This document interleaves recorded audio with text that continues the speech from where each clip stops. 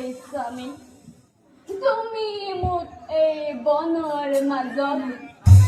অকল ঘৰে এৰি থৈ গুচি গলা তুমি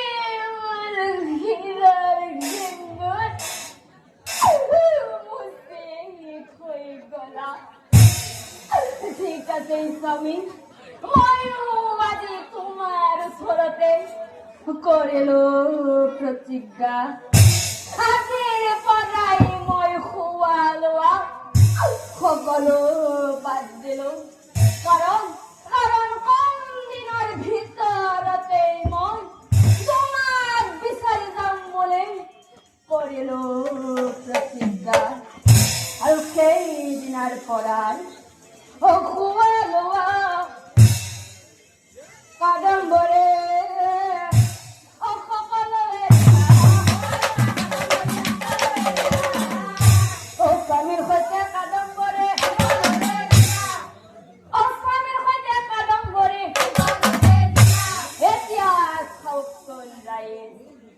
ৰজাৰ কথা মতে দুয়োজনে বনবাসলৈ গল আৰু বনবাসৰ কালতে দুয়োৰে মৃত্যু হল আৰু আনফালে লভ ৰজাই মনে মনে ভাবে কি ভাবে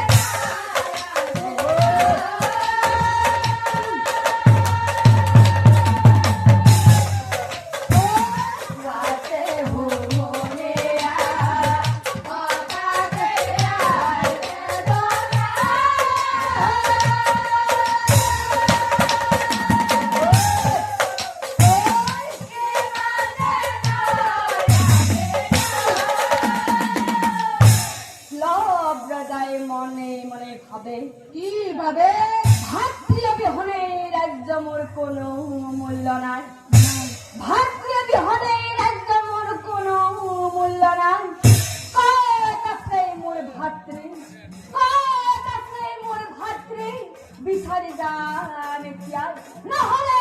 মানুহে মোক কব হেই ৰজাৰ সম্পত্তিৰ লোভতে নিজৰ ভাতৃক বনবাসলৈ পঠিয়াই দিয়া বুলি গতিকে সেই কলংক মই মোচন কৰিবই লাগিব ভাই নাই সেই কলংক মই মোচন কৰিব লাগিব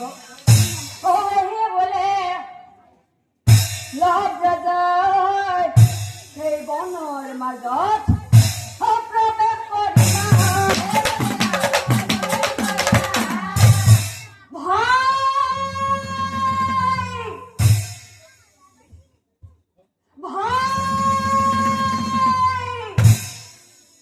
ভাই বুলি ৰজাই ভাই বুলি ৰজাই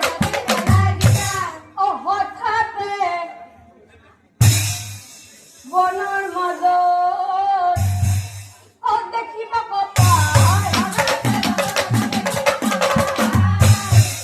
মৰা খোৱা দুটি আছে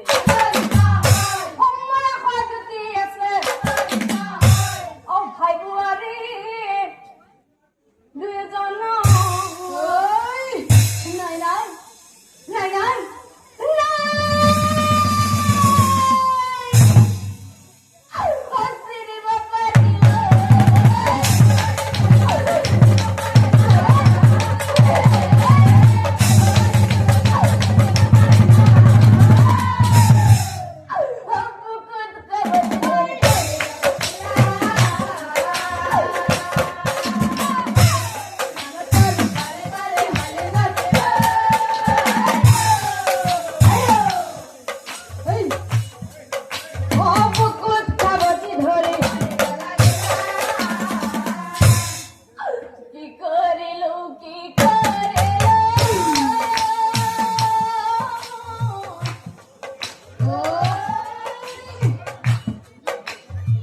মহা ভুল কৰিল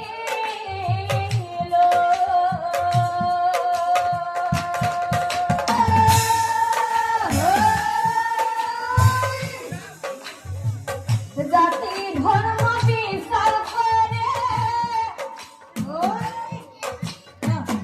বন